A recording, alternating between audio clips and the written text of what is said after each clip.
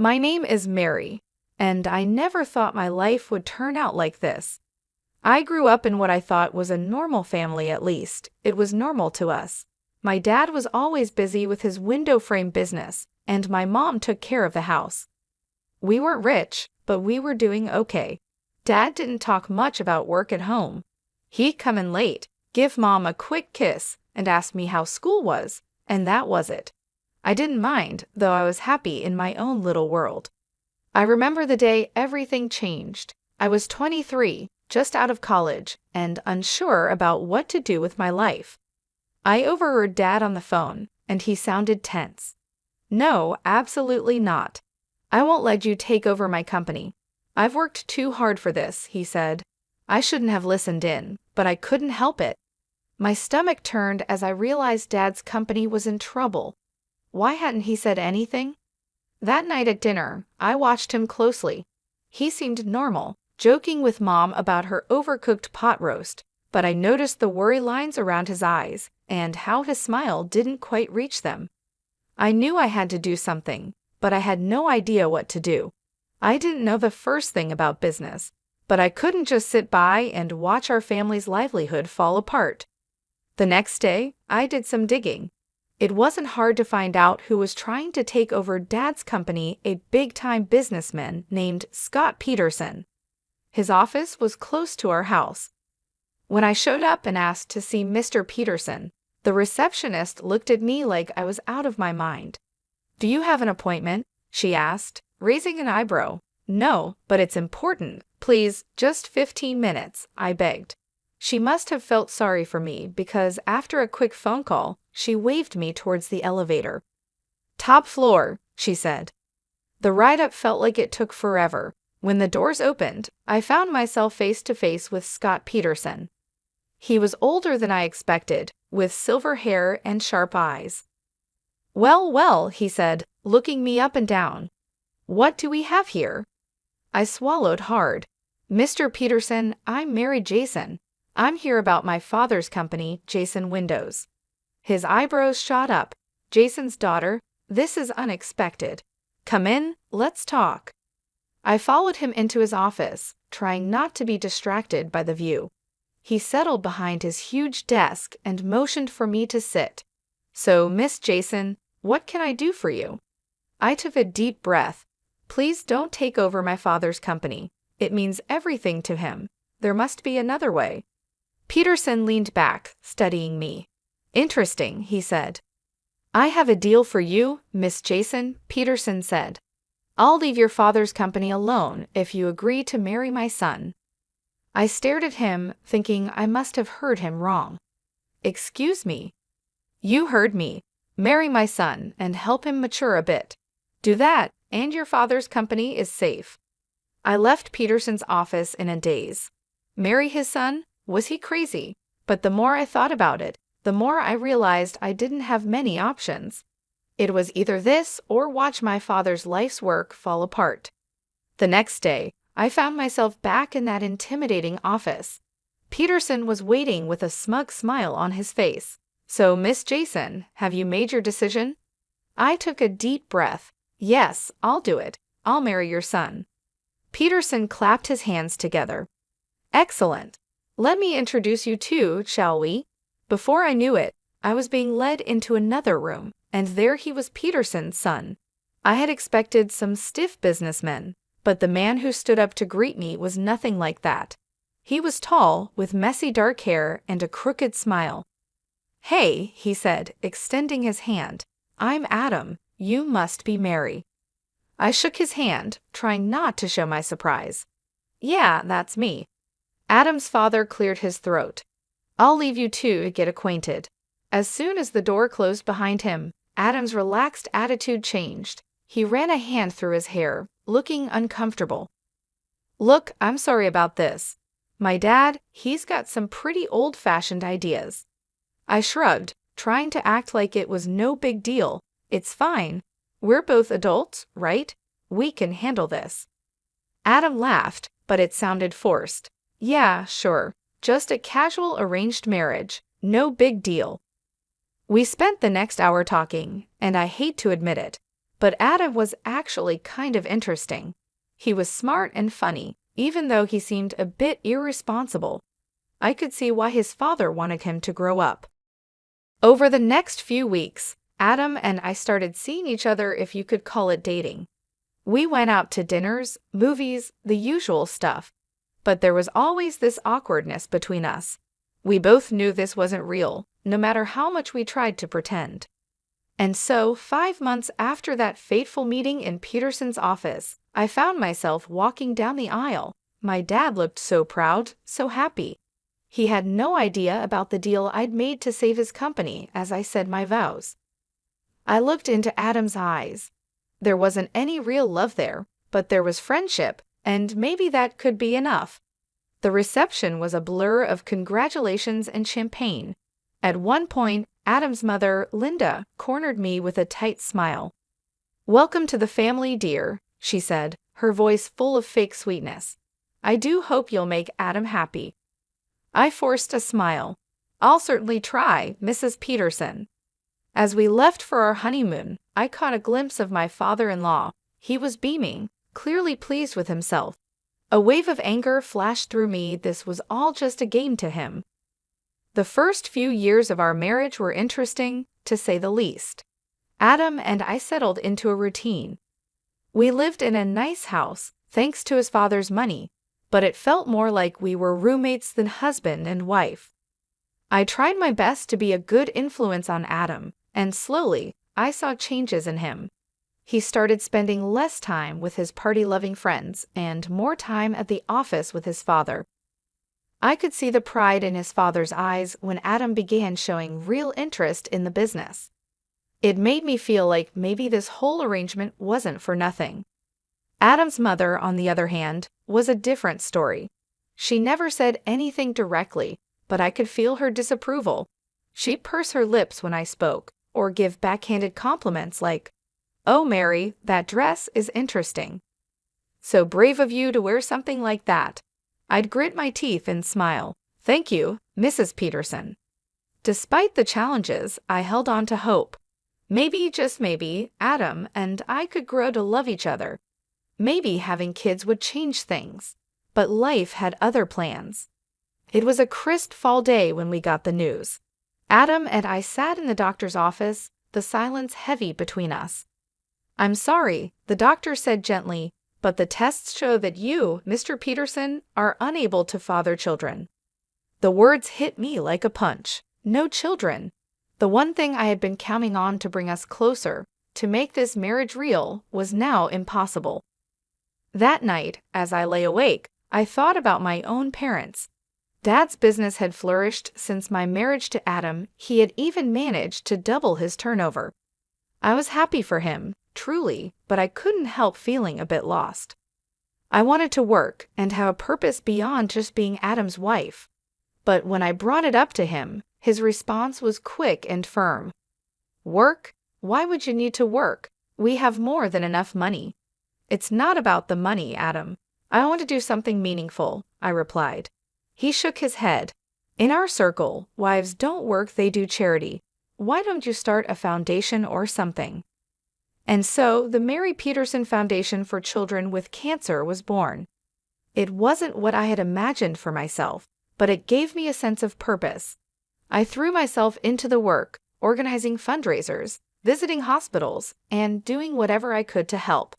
Adam didn't seem to care much about my new passion. In fact, he didn't seem to care much about anything I did anymore.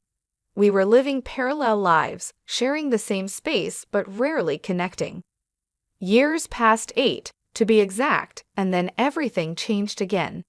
Adam's father died suddenly of a heart attack. Just like that, Adam was pushed into the role of CDO. I tried to be supportive, but I could see him struggling under the weight of his new responsibilities. 3 years later, we got more bad news. Adam's mother had cancer. "We should move her to a care facility," Adam said, his voice detached. "They can take better care of her there." But his mother refused. "I will die in my own home," she declared, her chin lifted defiantly. So, drawing on my experience with the Cancer Foundation, I took charge of her care. I hired nurses, coordinated treatments, and spent hours by her bedside. To my surprise, Linda's attitude toward me began to soften. One day, as I was adjusting her pillows, she caught my hand. "You're a good woman, Mary," she said softly. "I'm sorry I didn't see it sooner." I felt tears well up in my eyes. "Thank you, Mrs. Peterson." 6 years passed since Adam took over his father's company. I wish I could say things got better, but the truth was far from it. Adam's behavior became more erratic. He was drinking more, coming home at odd hours, and snapping at me over the smallest things. One day, I received a call from Adam's assistant. "Mrs. Peterson, I'm sorry to bother you, but Mr. Peterson hasn't been to the office in days. Is everything all right?" When Adam finally stumbled home that night, reeking of alcohol, I confronted him. "Adam, what's happening? Your assistant called you haven't been to work." He laughed bitterly. "Work? What's the point? The company's going under anyway. Dear old Dad left me a sinking ship, and I couldn't keep it afloat." I couldn't believe what I was hearing. All those years of hard work, gone, and Adam seemed almost relieved. Desperate to save something, I reached out to my father. Even though he was semi-retired, he agreed to help. He offered Adam a position as his deputy, hoping to guide him back to success. But Adam's heart wasn't in it. He showed up late, left early, and did the bare minimum. I watched helplessly as my father's sales began to drop. I knew I had to talk seriously with Adam. One night, after he'd had a few drinks, I approached him. "Adam, we need to talk about work. You're barely showing up, and my father's company is suffering because of you." Adam's face twisted with anger. "Oh, so now it's my fault? I never wanted this, Maria, any of it." "What are you talking about?" I asked. He laughed, a harsh, ugly sound. "This life, this marriage. I'm just waiting for Mom to pass away so I can sell her house and get out of here." I stared at him, horrified. "How can you say that? Your mother is dying, and all you care about is her money." "Don't act all high and mighty," he spat. "We both know this marriage is a sham. You're just as eager to get out as I am." Disgusted, I turned to leave the room. As I opened the door, I came face to face with Adam's mother. The look on her face told me she had heard everything. For a moment, we just stared at each other. Then, silently, she reached out and squeezed my hand. In that gesture, I felt her gratitude, her understanding, and her sorrow. The day I got the call about my parents' plane crash, my world shattered. Mom and Dad were gone in an instant. Their small plane to Aspen, Colorado, meant to be a second honeymoon, became their final journey. I needed support, someone to lean on, but Adam was nowhere to be found. My own husband didn't even bother to show up at the funeral. As I stood there, watching my parents' caskets lowered into the ground, I felt more alone than ever. After the funeral, anger began to replace my sorrow. How dare he? How could he abandon me when I needed him most? Fueled by this new fury, I marched into Dad's company, our company now, I supposed. The sight that greeted me when I entered Dad's old office made my blood boil. There was Adam, lounging in Dad's chair like he owned the place, barking orders like some conquering hero. "Adam," I said, my voice tight with barely contained rage, "we need to talk." He looked up, his face full of annoyance. "What is it now, Maria? Can't you see I'm busy?"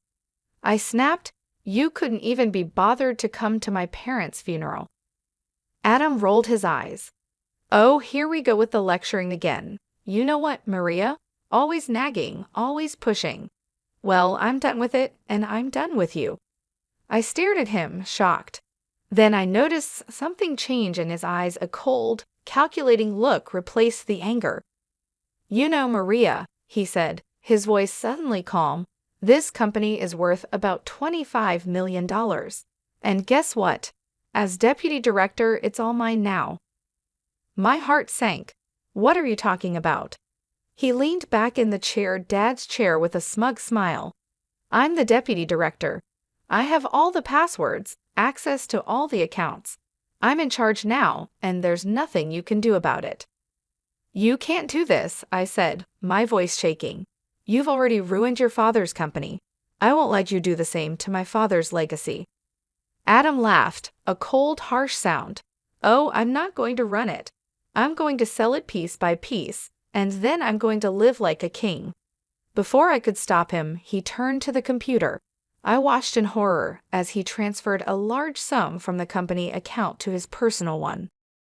"There," he said, turning back to me, "that should keep me comfortable for a while." Then, as if this whole thing was just a minor inconvenience, he reached into his desk drawer and pulled out a stack of papers. He tossed them at me casually. "Oh, and here divorce papers. I think it's time we ended this farce, don't you?" I caught the papers reflexively, my mind reeling. This couldn't be happening.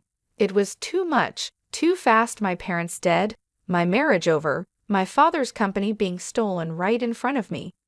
I left the office in a daze, clutching the divorce papers in my hand. But as I walked, something inside me shifted. I had spent years bending to Adam's will, to his father's manipulations. No more. It was time to fight back. With renewed determination, I headed straight to my father's lawyer's office. Mr. James had been Dad's friend and confidant for years. If anyone could help me, it would be him. "Mary," Mr. James said, rising to greet me as I entered his office. "I'm so sorry about your parents. How are you holding up?" I collapsed into the chair across from him, the events of the day spilling out in a rush. Mr. James listened patiently, his expression growing grimmer by the minute. When I finished, Mr. James leaned back in his chair with a small smile. "Mary, I think it's time I shared something with you. Your father made some changes to his will just before the accident." As he read the will, I felt a weight lift off my shoulders. The company, it was mine, all mine. Dad had left it to me, not Adam. But there was more. Mr. James looked up from the papers, his eyes twinkling. "There's something else you should know. Your father dismissed Adam 1 week before his death, fired him outright." I couldn't help it. I laughed, a real, genuine laugh for the first time in what felt like forever. So all those orders Adam was giving were completely meaningless. Mr. James nodded. Then he pulled out an envelope.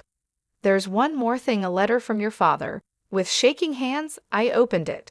Dad's familiar handwriting blurred as tears filled my eyes. "My dearest Mary," it began, "if you're reading this, it means I'm gone. I'm sorry for leaving you like this, but I hope I've left you with the tools to build the life you deserve. The company is yours now, and Maria, it's time to let go of Adam. You've given enough of yourself to that marriage. It's time to live for you. I love you, sweetheart. Make me proud." I looked up at Mr. James, wiping my eyes. "Do you have a pen?" Without a word, he handed me one. I signed the divorce papers Adam had given me, feeling lighter with each stroke of the pen. "Can you file these?" I asked, handing them back. "I want this done as quickly as possible." Mr. James nodded. "Consider it done." As I left his office, I felt free for the first time in years, maybe for the first time ever. I was in control of my own life. No more Adam, no more Petersons pulling my strings. On impulse, I pulled out my phone and called Karen, my best friend from the Charity Foundation. "Karen, it's Mary. Want to meet for coffee? I've got some news." An hour later, we were seated in our favorite cafe, lattes in hand. "So," Karen said, eyeing me curiously, "what's this big news?" I took a deep breath, then let it all out. "Adam, the company, the divorce." Karen listened, her eyes widening. When I finished, she reached across the table and squeezed my hand. "Girl, you're free, and now you're the boss." I couldn't help but smile at her enthusiasm. "I don't know, Karen. Can I really run a company?" I asked, feeling uncertain. She gave me a stern look. "Are you kidding me, Mary? You've been running that charity foundation like a pro for years. You're smart, you're organized, and you actually care about people. You're going to be an amazing CEO." After my talk with Karen, I felt more confident. It was time to face reality and get my things from Adam's house. I never really thought of it as my home, and now I understood why. When I arrived, I found my mother-in-law, Linda, in the living room.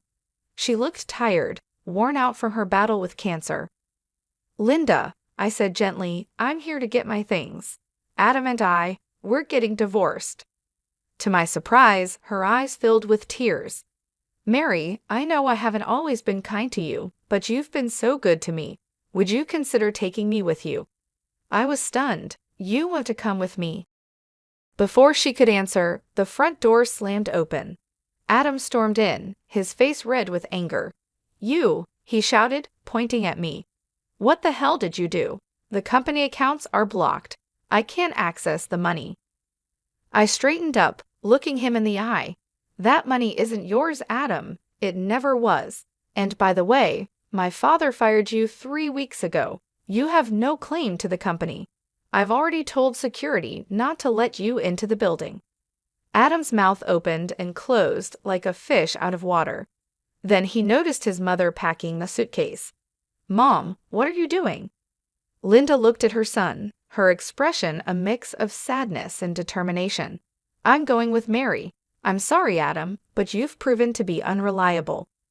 Adam's face turned an even deeper shade of red. "Unreliable? Me? This is all your fault. You raised me to be this way, with your coddling and your expectations." He turned to me, his voice full of venom. "Fine, get out, both of you. I don't need either of you." I felt a wave of pity for him. This angry, bitter man was a far cry from the charming, if irresponsible, guy I had married. But I couldn't let that sway me, not anymore. "Come on, Linda," I said softly. "Let's get your things." As we packed, Adam continued to rant and rave, hurling insults and blame. But we tuned him out, focusing on what we needed to do. The drive to my parents' house was quiet. Linda dozed in the passenger seat, the stress of the day taking its toll. As we pulled up to the house, a lump formed in my throat. It felt strange coming here without Mom and Dad. "We're here," I whispered. I gently woke Linda and helped her inside, leading her to my parents' room. It felt right somehow to give her that space. "Are you sure?" Linda asked, her eyes wide as she looked around the room. I nodded, swallowing past the lump in my throat. "Yes, I think they would have wanted it this way." As I helped Linda settle in, I felt a mix of emotions: grief for my parents, relief at being free from Adam, and uncertainty about the future.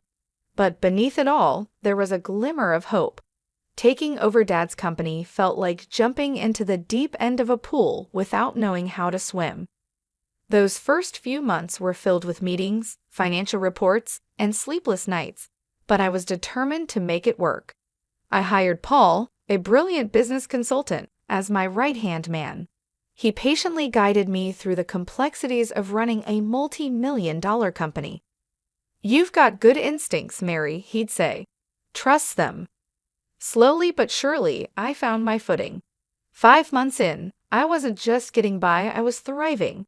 The company's performance began to improve, and I felt a surge of pride, knowing Dad would have been pleased.